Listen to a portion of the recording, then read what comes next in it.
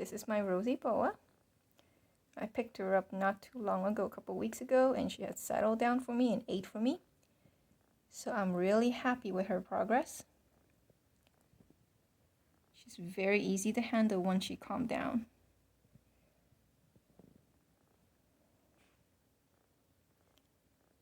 Not showing any signs of stress, but I still prefer not to hold them for way longer than I needed to, especially the new ones.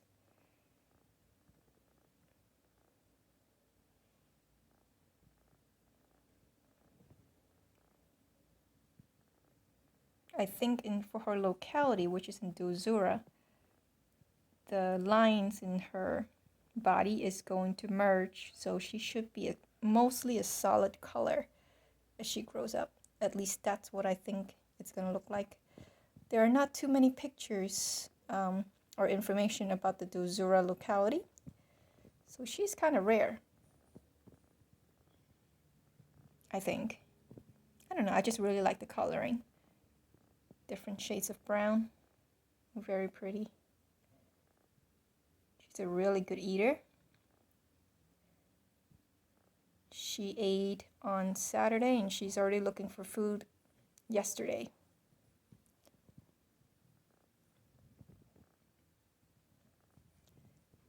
Keep in mind though, baby Rosies are known to be finicky eaters, but not the same way as a ball python. Because Rosy boas, which are cousins of the rubber boa, and if anyone know anything about rubber boas, is they are known to be finicky eaters, as in they don't eat.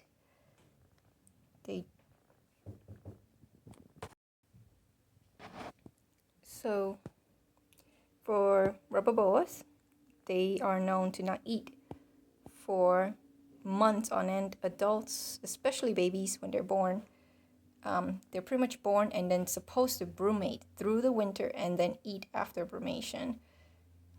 Similar to that, Rosies are, when they're born, a lot of them don't want to take their first meals. Not because they're like the same way picky as a ball python, but because that's just their biology. That's why when you pick up your first Rosy boa, or you're looking for one, you want to find a breeder who's only willing to sell them after they start to eat. At least several meals, their first meals, before they sell them. If you find a seller, and I personally have ran into a vendor that was selling a Rosy boa babies that were literally a week old, never had their first meal or first shed. You do not want to buy those because they can be very difficult to get started on just because they're not in the mood to eat. Their biology tells them not to eat. It's a little bit different than a ball python, whereas they're not eating because they're stressed out. Baby Rosy boas, their bodies are telling them not to eat because it's not time yet. But as a pet, you want them to eat, right? It's not the same. They're not in the wild anymore as a captive bred specimen. You want them to have their meals before they go off to their new home. So make sure you check with your breeder, ask them all kinds of questions, including how many times they've eaten for you, whether or not it's live or frozen thawed. Most of them will start off with live, but they can be switched over. Fortunate for me, the breeder already switched her to frozen thawed. She was actually born in September 2020, so she had plenty of time to eat and switch over to frozen thawed.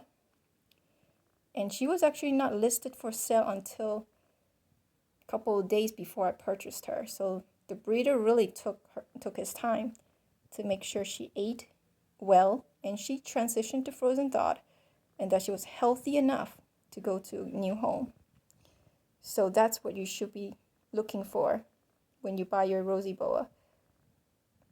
A feeding schedule, a feeding history, good health, good appetite, preferably already switched to frozen thawed if you don't want to deal with it. But yeah, I can't wait to watch her grow. She's looking really pretty. She's still very young.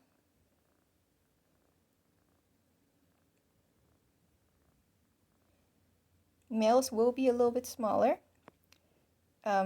care sheets indicate that they can live in a 20-gallon long. I don't think I would put her in one, especially for female. Even if she fits in one, I probably would put her in a 40-gallon breeder. But who knows? Let's see what size she'll grow.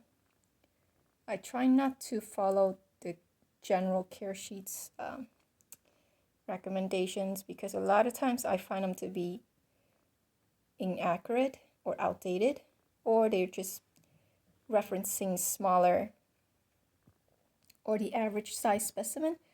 And depending on genetics, how much you feed them and how they're taken care of, sometimes they grow bigger than you expected. So who knows?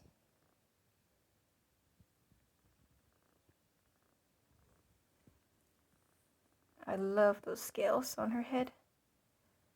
She's so pretty.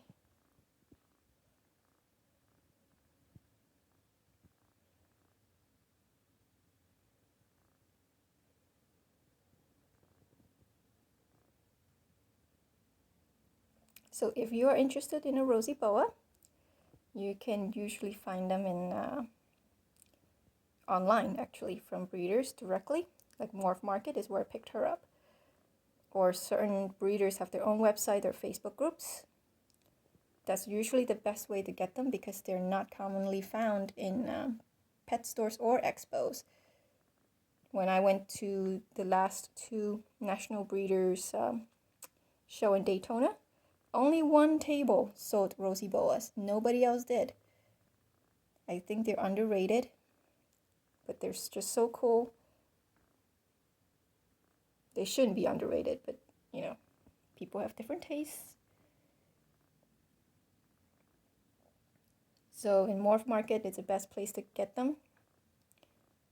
But make sure you get them from the reputable breeder that you can trust, that you know that if there are any issues, you can email them with questions. For mine, I was able to email the breeder, which was Fork Tongue Farm, FTK, and I did ask him after I get the snake, which I shouldn't have done, you know, what was she eating? And the breeder responded with no problems, very quickly. So you want a breeder like that you can talk to and ask questions even after the purchase. You don't want someone who's just selling the snake because they're trying to get rid of inventory. And they don't care. And only that the breeder asked me to give him status updates as she grows. So that's pretty cool too.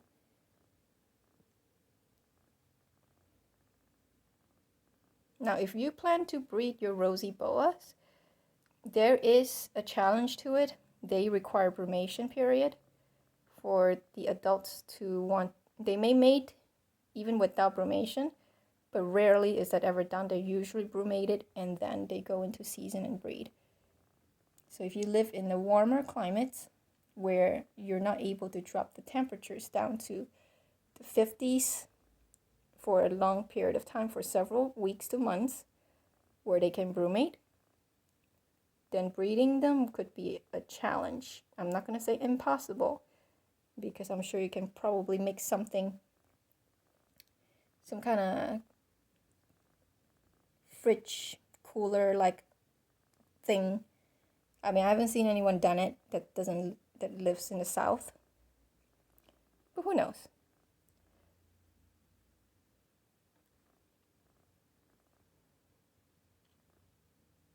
And rosy boas, similar to the gray banded king snakes, they go by localities. Not so much as by morphs, even though they do have designer morphs like the snow, which is very expensive and not common. Snow is just all white. It's all white with pink eyes. They usually fetch a price of $350 or higher. The last one I think was sold for $450 plus shipping. So if you're into designer morphs, like the Limburg albino, which is an albino with red eyes, or the snow, which is all white with red eyes or pink eyes, they are out there. They're just in high demand. You may have to do a little bit of searching and pay a higher price for them.